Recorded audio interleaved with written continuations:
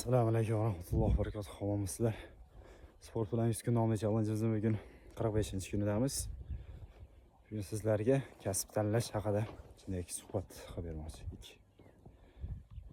Kasb tanlashda inson o'ziga 3 ta savol berish kerak deyiladi. Ustozlardan eshitganmiz. Ya'ni birinchi savol, bu sohada men tekinga ishlashga tayyormanmi? degan savol beriladi. Boshlanishiga, ya'ni tekinga ishlay olayman. Agar javob ha bo'lsa, davom etadi. Ikkinchi savol beriladi. Bu ishda menga agar tunda 2da yoki 1da ishlashga yoki biron narsa qilishga yoki ishxonaga chaqirilsam bora olaymanmi degan savol beriladi. Ya'ni tunda turib ham ish qila olaymanmi mana shu sohamda degan savol beriladi. Javob ha bo'lsa, uchinchi savol yoziladi. Ya'ni bu ishda umrimni bag'ishlar ekanman, insonlarga manfaat yetkazar ekanman deylik, bir o'qituvchilik qilyapti inson. Dars o'tayotgan chog'ida olamdan o'tdi. Olamdan o'tsam deydi, shu paytda o'zimdan rozi ketamanmi? Ya'ni haqiqatan ko'nglim to'ladimi o'zimdan yoki to'lmaydimi?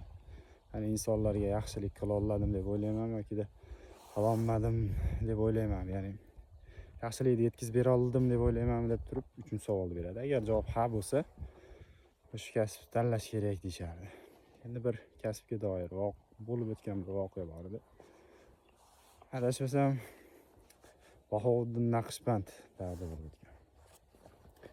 Kunlardan birida bir yosh yigit balog'atga yetgan, ya'ni Bahovuddin Naqshband oldiga keladi-da, savol beradi.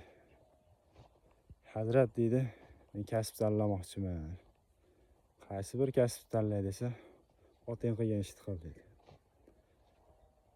Dedi. Yana o'ziga-o'zi aytadi ichida, otam o'g'ri bo'lgan-ku dedi.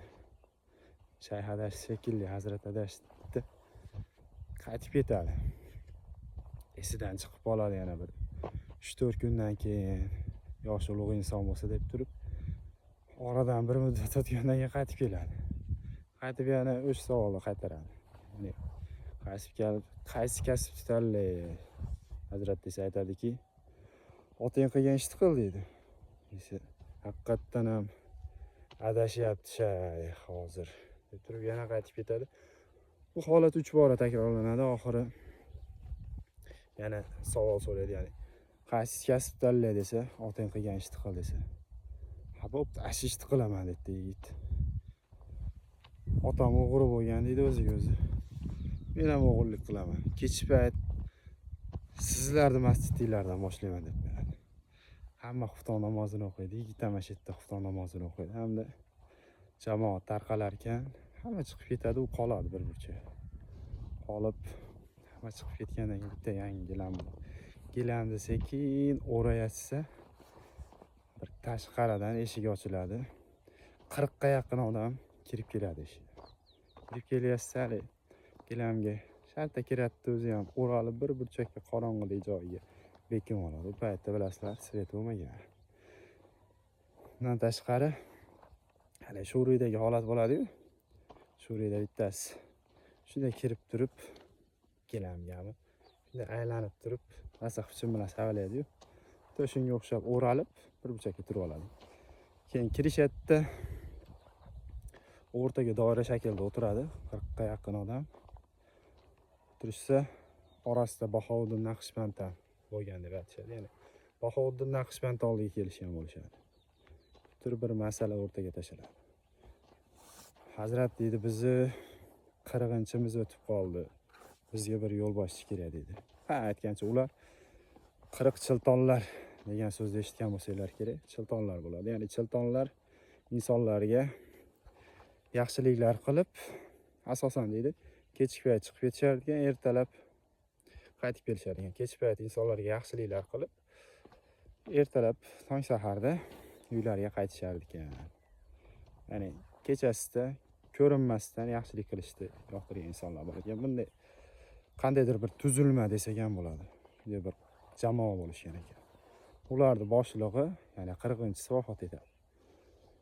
Shunda Hazratdan, ya'ni Bahodir Naqshbanddan bir masala yuzasidan so'rab kelgan bo'lishadi.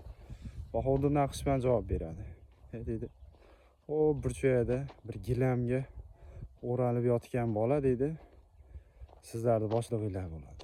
Ular hayratda qolishadi.